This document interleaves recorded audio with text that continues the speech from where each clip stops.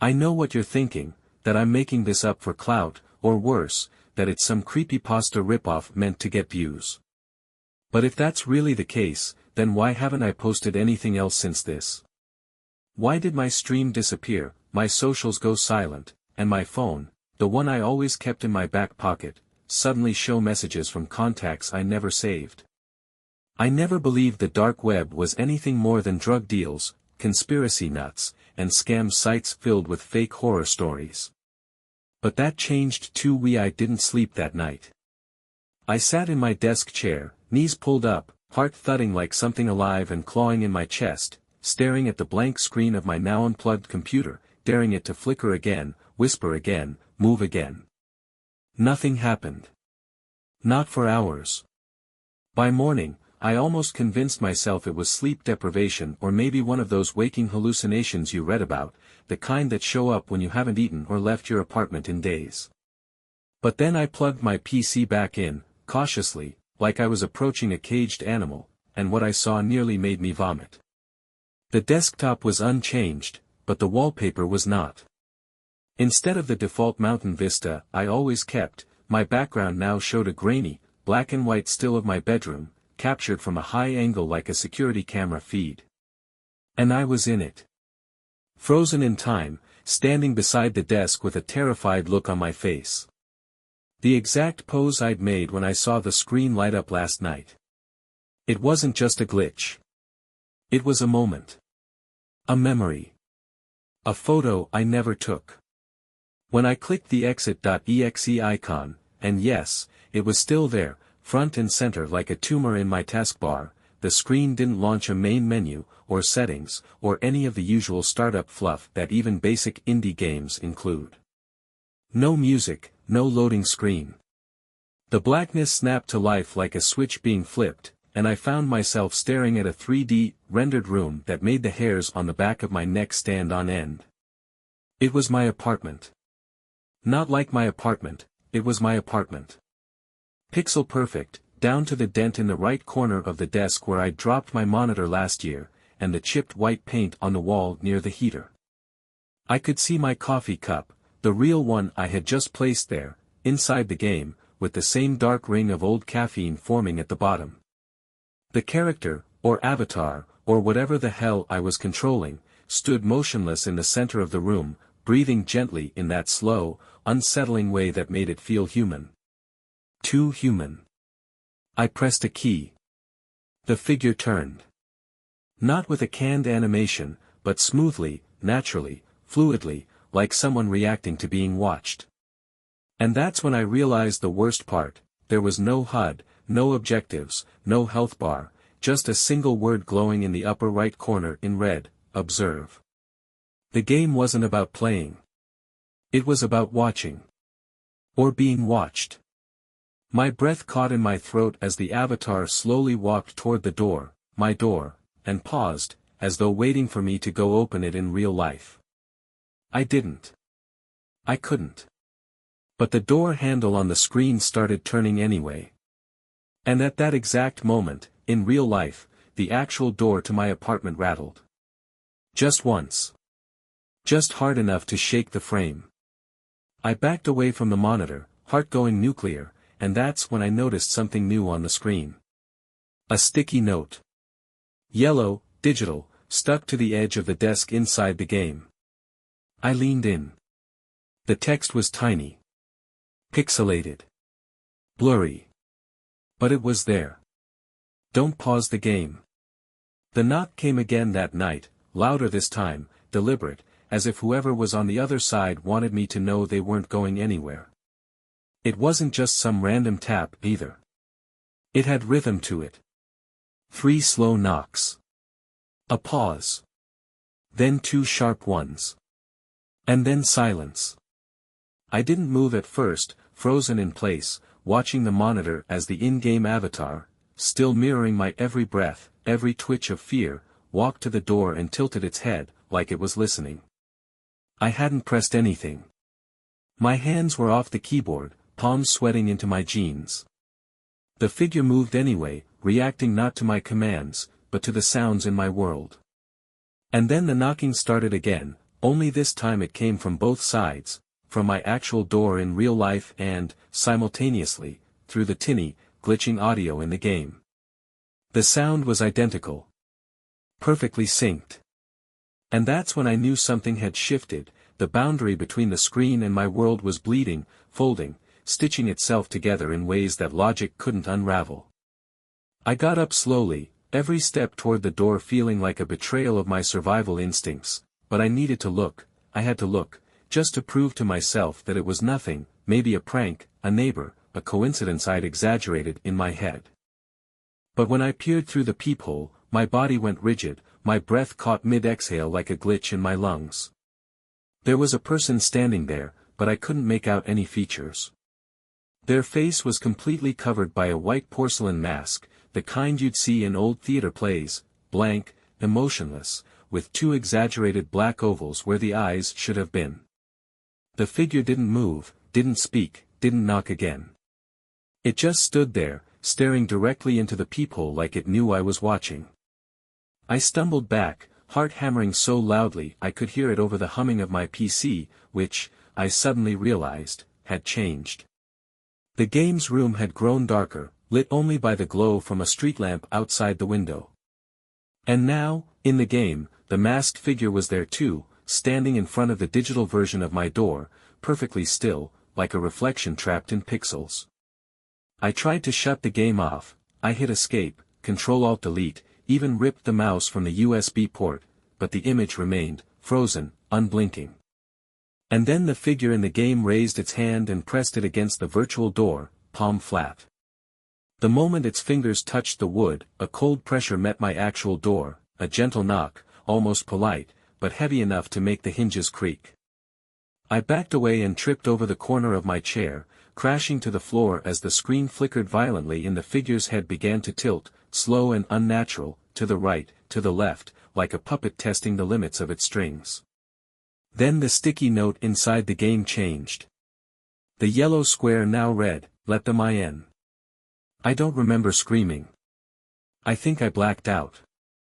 But when I came to, my door was wide open, the game was off, and on my desk sat a new note, real paper this time, written in the same jagged red font, "Welcome to Level 2. KS ago, on a night when the insomnia hit worse than usual. I wasn't looking for trouble, I was just bored, numb, and scrolling deeper than I should have. And then I saw it. A comment thread buried on an archived forum, the font glitchy, the date wiped out. Just 2 words, play it. No context, no link, no replies. But when I clicked the text, and I swear to God this part still makes no sense, a download window popped up on my desktop, titled exit.exe, file size 84.7 megabytes, no publisher, no digital signature. Every bone in my body told me not to touch it, and I clicked save as anyway. The download completed in seconds, way too fast for something that size, and before I could process what I had just done, the icon appeared on my desktop like it had always been there, already highlighted, already waiting. There was no installer, no permissions request, no splash screen. Just a black window that opened instantly with a single flickering prompt in red monospaced text, begin. I didn't press anything. Not at first.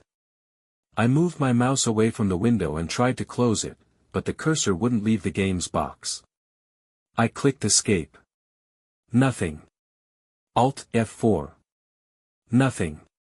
My task manager refused to open. I even unplugged my keyboard, and the blinking prompt kept going. That's when I noticed my webcam light flicker on, just for a second. A quick pulse of green, like a breath on glass. I froze. And then the prompt changed by itself. Instead of begin, it now read, "We've been waiting, Liam." My name. It typed out my name before I had entered anything. My gut dropped through the floor. I hadn't given it permission. I hadn't given it anything. I shut down the PC. Hard. Yanked the power cord straight from the socket and sat there in the dark, listening to my own breath as if it belonged to someone else. But here's the part one can't explain, the moment where the story stopped being weird and started being something I couldn't come back from. My monitor, completely unplugged, flickered to life again. Just for a second. And during that second, I saw the game window open on the screen, glowing red, static crawling along the edges, and a figure sitting in a room that looked exactly like mine. Same posters, same bed sheets, same cracked coffee mug on the desk. But it wasn't me. The person in the game wasn't me. They were watching the screen with wide, dead eyes. And I swear, before the screen went black, they smiled. I don't know what time it was when I finally gathered the nerve to close the front door and lock every single bolt with trembling hands, but outside, the sky had turned that empty color between dusk and dawn, the kind of lifeless gray that looks more like a computer background than real weather. Everything felt wrong. My apartment smelled like burned wires and something sour I couldn't place, and when I stepped back into the glow of my monitor, I noticed something new waiting for me. The game had restarted on its own. I never clicked anything. I never even touched the mouse. But there it was, already running full screen, no desktop, no taskbar, no way to exit, and the environment had changed. It still resembled my apartment, but the details were off. Like someone had tried to rebuild it from memory, or from a corrupted file. The posters on my wall were smeared versions of themselves, the books on my shelf looped endlessly between the same 3 titles, and the clock on the wall spun in reverse at erratic speeds. On the in-game desk, a laptop glowed with the same model I used, but instead of showing the game, it displayed my browser history. Every page. Every link. Even ones I'd visited in incognito mode. I froze in place, stomach turning into a knot of ice as the screen flipped through folder after folder, photos, screenshots, text files, messages I'd long since deleted. It knew everything. The avatar, which had been still moments ago, suddenly raised its head and stared directly into the screen as if acknowledging me, its smile a fraction too wide to look human. And then came the worst part, the in-game camera panned, slowly, unnaturally, until it faced the virtual bedroom, where a second character was now standing, barely visible in the shadows. I leaned in, my heart pounding so loudly it blurred the edges of my hearing, and I swear to you, I saw myself. Not the player. Not the avatar. Me. Same hoodie. Same posture. Same horrified expression. It blinked, in perfect sync with my own eyes. I stumbled back from the desk so fast I knocked over my chair, but when I hit the floor and looked up, the figure in the game hadn't moved. Instead, a new message had appeared on the screen, pulsing red in the top right corner where "Observe" had once been. It read, "Watch yourself." Then, as if the game were responding directly to my thoughts, the webcam light turned on again, casting a tiny green glow across the top of my screen. My actual webcam. I hadn't used it in months. I hadn't even installed the drivers. And yet, the game window flickered, glitched, then changed to a grainy, low-resolution video feed of my room. Not the in-game version. The real one. Me, lying on the floor, breathing fast, eyes wide with panic. And behind me, almost invisible in the frame's static haze, something moved. I swear I felt the air shift, like a breath on the back of my neck, a whisper too faint to catch, just as the game's screen went black for a second, and then displayed a new message, this time centered in large, glowing letters, "You're in the game now." When I say I couldn't move for hours, I mean that literally. I sat there on the cold floor, legs locked, hands trembling in my lap like I was some kind of broken marionette with the strings frayed and tangled, because in that moment, reality felt like something I was no longer invited to. It wasn't just a game anymore. It wasn't a screen. It wasn't even about the code or the haunted whispers or the masked figure at my door, it was me. My world. My identity. The program was tunneling into who I was like a parasite peeling back layers of my consciousness, and when the webcam feed finally cut to black, it was replaced by something even worse, a chat box. Like in an old-school MMO. It popped up in the corner of the game screen, simple white text on a black background, and one by one, messages began to appear from usernames I'd never seen before. Names like nullhost, player_256dead, and xxsilent333xx. The first message just read, "You're not alone." Then, "We're still here." And finally, "Don't let it finish the download." I didn't know what to do. I hadn't typed anything, I didn't even know if it could take input, but then, as if reading my thoughts again, another message slid into the chat, "It learns faster if you respond." I stared at those words, my blood turning to ice in my veins.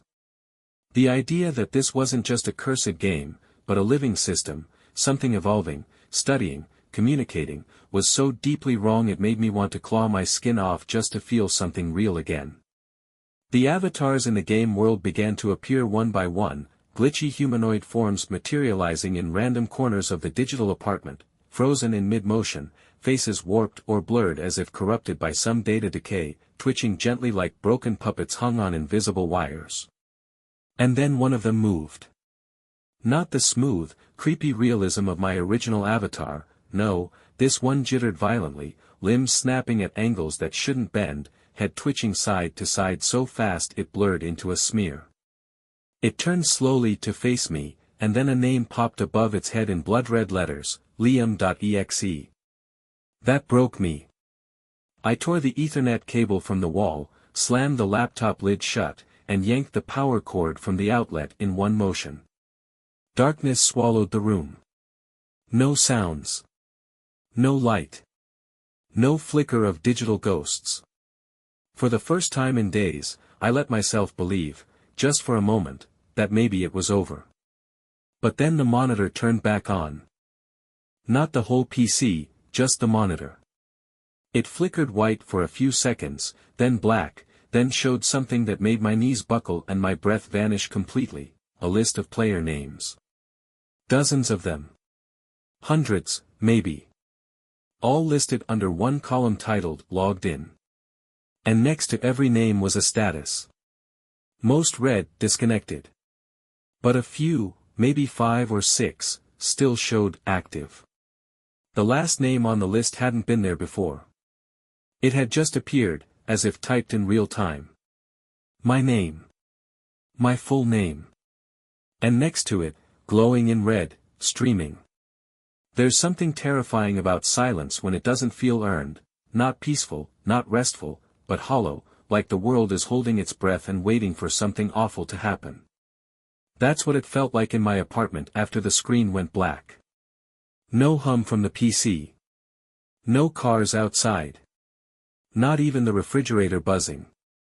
I was afraid to move, afraid that if I stood up or even shifted too fast, something behind me would wake up, something watching from the shadows just beyond the edges of the screen.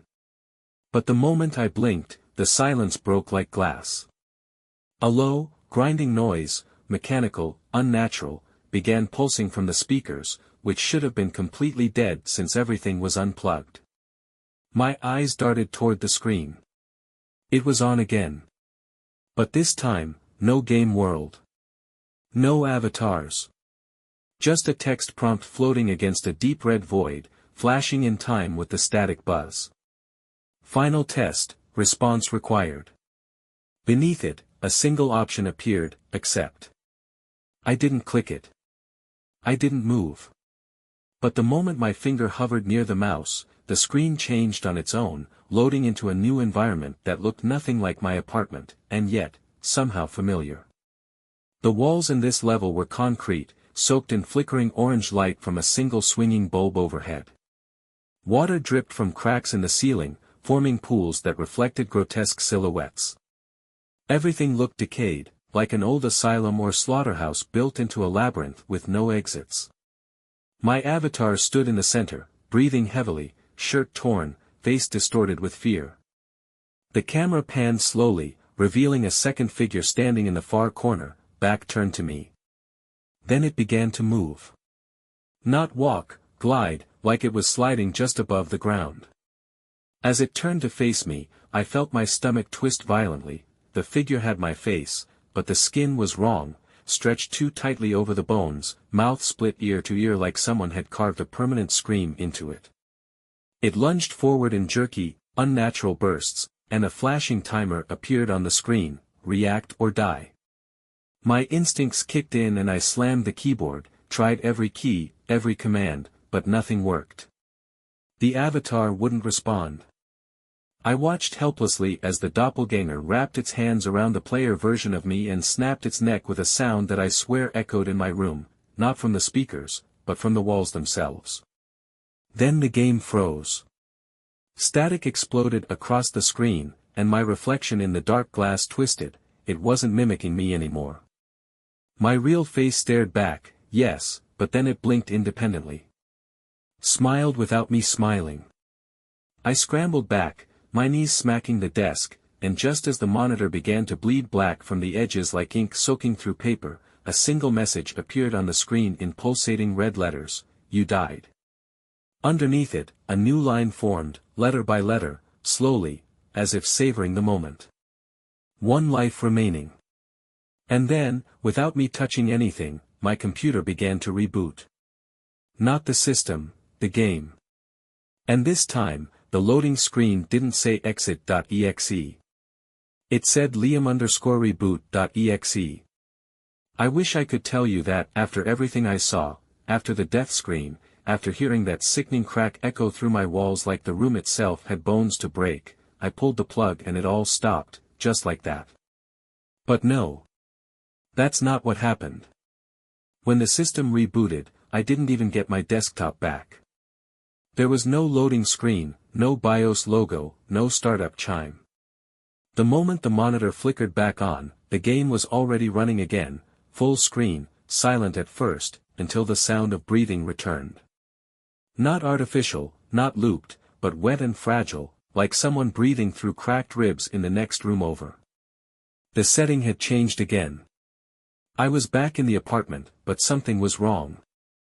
The angles were distorted, walls bent at unnatural degrees, and every item in the room had a duplicate: 2 beds, 2 desks, 2 monitors. It was like the space had doubled on itself. When I moved the avatar forward, I noticed something even worse than the mirrored layout. The other version of me was already moving too, walking in sync, a perfect ghost copy that turned its head when I did, blinked when I blinked, only slightly behind, like a shadow dragging itself through time. I tried to shut the window. I mean literally, I went to the actual, physical window in my real apartment, because I thought maybe, just maybe, this was a hallucination and the fresh air would break it. But when I touched the handle, I froze. My breath hitched. I could feel moisture on the glass, not from outside, but from the inside. And there, in the fog of my own breath, someone had drawn a handprint. Not mine. Too small. Too long. I stepped back and the lights in my room began to dim one by one, in perfect rhythm with the game, and that's when I realized something bone deep and nauseating: the game no longer needed the PC to play. It had moved into the environment. Everything around me, my apartment, my electronics, my reflection, had become a part of its system.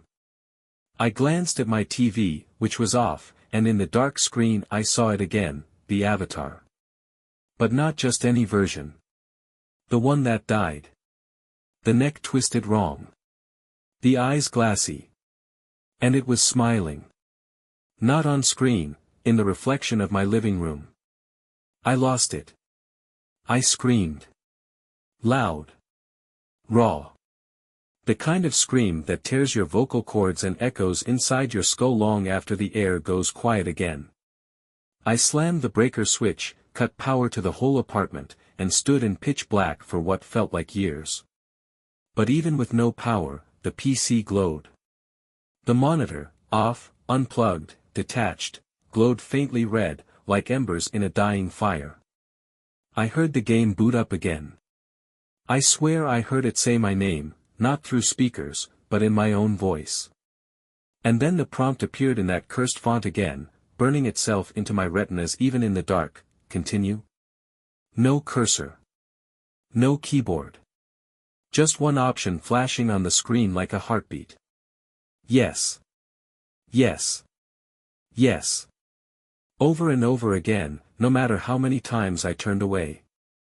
And I knew, somehow, instinctively, that if I let it loop one more time, it wouldn't just play me anymore. It would be me. When I woke up, if you can even call it that, I was lying on my living room floor, disoriented, aching, my mouth dry and my shirt soaked with cold sweat as if I'd spent hours screaming into the void. My first instinct was to reach for my phone, but it was gone. Not dead. Gone. Like it had never existed. No charger. No case. Nothing. I staggered to my feet, my knees cracking under me like old wood, and immediately felt something was wrong with the air. It was heavier, thick like humidity, but it carried a smell I couldn't place, something like mold and copper and old electronics that had been left to rot in a locked server room. The room was no longer my room. Or at least, not entirely. My furniture remained, but the windows had vanished, completely sealed over with smooth, gray concrete. The walls stretched too far in every direction, impossible dimensions that made my stomach churn the longer I stared. In the center of the room was a door. A real one. Not part of the apartment. Not part of anything I'd ever seen. Tall, dark red, marked with a crude handprint in black soot. I didn't remember opening it, but I was standing right in front of it now, and from behind that door I heard something. Breathing. Ragged, gasping, familiar. I didn't want to go through it. Everything in my brain screamed no, but when I turned to leave, the room behind me was gone. Not changed. Gone. As if it had never existed. Only the door remained. And now, a soft light leaked out from the frame, a flickering, pulsing glow like the rhythm of a heartbeat seen through skin. I stepped through. On the other side was not a hallway, not another room, but a digital space rendered in painful, hyperrealistic detail. A memory. My bedroom. The way it looked years ago, right down to the old posters I had torn down and the exact placement of the cracks in the ceiling I used to stare at when I couldn't sleep. But it wasn't just familiar, it was watching me. Dozens of photographs lined the walls, each pinned with rusted nails, showing images of me I never remembered being taken. Me brushing my teeth. Me eating dinner. Me sleeping. Me crying. And in the corner of the room, humming like an engine, sat an old, dust-covered PC tower connected to a monitor flickering with static. I don't know why I touched it. Curiosity, maybe. Desperation. But as soon as my fingers brushed the keyboard, the monitor blinked into a familiar interface, the exit.exe loading screen. And beneath it, a single folder. Titled in all caps, IRL_backups. I clicked it. I don't know why. I couldn't stop myself. The folder opened to a labyrinth of files, voice recordings, transcripts of old arguments, logs of websites I hadn't visited in years. Then it got worse. Screenshots of my social media messages. My deleted chats. My private notes. Photos of me sitting at my desk from angles that made no logical sense. One file in particular pulsed read. A video. Nextplayer_livefeed.mp4, I hovered the mouse over it, and it autoplayed. No buffering. No delay. The video showed me, sitting exactly where I was right then, in that same twisted version of my childhood room. But in the reflection of the monitor on the screen, just barely visible, was someone standing behind me. Unmoving. Tall. Masked. Breathing. I turned around in real life, violently, knocking the chair over, but there was nothing there. Just more concrete. More silence. But when I looked back at the screen, the video was still playing, and in it, the masked figure had moved closer. The moment I blinked, the room changed again, fast and seamless, like reality skipped a frame and rendered something new without warning. 1 second I was staring at the monitor and that awful video of the masked figure inching closer behind me, and the next, I was somewhere else entirely, back inside the game world, but it felt more complete now, more sentient, like the program no longer needed to hide behind textures and code. I stood inside a vast arena made of shifting black glass, infinite in every direction, with red veins pulsing beneath the surface like blood running through circuitry. The HUD was back, but this time, it displayed only one thing at the top of the screen: Final Boss, You. A cold dread spread across my spine, because I already knew what was coming before it appeared. Some part of me had known all along. Across the arena, another version of me stepped forward from the shadows, identical in every way: height, posture, even the panicked expression twisting across its face, but there was something wrong with its eyes. They were pitch black. Not empty. Not hollow. Full of something. Something hungry. It moved when I moved, not like a mirror, not like a shadow, but like it was trying to predict me, study me, become me more completely with each passing second. When I turned my head, it tilted its own, just a second behind, like it was learning the delay. When I raised my hand, it reached out too, but its fingers cracked and bent backward unnaturally, bones popping as if it were adjusting to the shape of my body. Then the arena pulsed, and a flash of text appeared at the center of the screen: Strike first. A weapon materialized in my hand, something primitive, a jagged shard of digital glass that pulsed with heat. I didn't want to use it. I didn't want to touch it. But I knew what the game expected. I lunged. My twin lunged too. We collided in the center of the arena in a blur of motion and glitching light, both of us slashing wildly, shrieking in ways that didn't sound human. Every time I struck, I felt it in my body, not the avatar's, mine. Pain seared through my arm, my ribs, my cheek, and blood, real blood, hit my lips, warm and metallic and unmistakably real. It didn't make sense. None of it made sense. But it hurt. The final blow came when I drove the glass into its chest and it screamed. No, I screamed, and the sound layered over itself until the arena shattered, pixel by pixel, collapsing into pure static. Then silence. The screen faded to black. My breath was shallow, shaking. My fingers wouldn't stop twitching. For a second, I thought it was over. And then the voice came. Not from the speakers. Not from outside. Inside my head. Inside the walls. Inside me. You win, it said, in my exact voice, but smoother, deeper, cleaner, like a version of me that had never been scared. And then came the real message. The one that ended the level, the one that made every hair on my body stand up like it was trying to escape my skin: Game complete. Loading environment. And I looked up from the screen to see my reflection in the dark monitor, only now, the apartment behind me looked exactly like the game. There was no victory screen. No credits. No reward. Just silence, suffocating and deep, like I had reached the end of something ancient and forgotten. I stared at the monitor, my face reflected in the glossy black void, and everything around me felt still. But not peaceful. Not quiet. Waiting. I slowly pushed my chair back, letting it creak beneath me, and stood up, half expecting the world to glitch again or my body to feel different, heavier, maybe, or less mine. I turned around, breath hitching in my throat, and what I saw nearly dropped me to my knees. My apartment had changed. Again. But this time it wasn't a visual error or illusion, this was complete integration. My walls had been replaced with the obsidian black glass from the game's arena.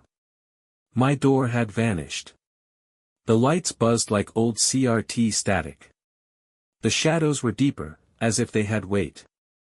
I walked to the window, or where the window used to be, and found only solid, glossy black stone, reflecting me.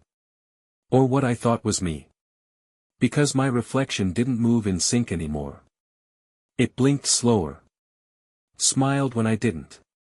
Then the game turned itself back on, without prompt or input, and this time it didn't even bother loading a menu. The screen flashed once, then revealed a familiar image, my face, grainy, viewed through a live webcam feed. But not from my laptop. From somewhere else. I leaned in closer, trying to decipher what I was seeing, and realized it was streaming me from a different angle, high above, like from a ceiling camera. I looked up. And that's when I saw it, a small, dark lens embedded into the ceiling, barely noticeable, blinking red. Embedded into the concrete itself. Not a gadget. Not hardware. Part of the room. And just as my heart dropped into my gut, a new message appeared on screen, new player connected. A new name populated on the screen. Someone I didn't know. A stranger. Someone watching. A viewer. And then another message, next session begins IN 010. The timer started ticking down. I screamed. I clawed at the walls. I begged. But there was nowhere to go. No exit. No door. No pause button. Just the screen and my own reflection, watching me from the inside. Now I know what the game really is. It's not a virus. It's not haunted code. It's a prison, a system that pulls you in and wears you like a costume. You beat it by becoming part of it. And now, I'm part of it. I don't know how you're hearing this. Maybe the game's letting my voice echo back to warn the next player. Maybe it wants you to play. Maybe it already picked you. But if you see exit.exe appear on your screen, don't click it. Don't open it. Don't even look at it. Because once you do, it sees you. It learns you. And then, eventually, it becomes you. And someone else out there, someone like me, will be watching you, helpless, as you disappear from your own life. Just like I did.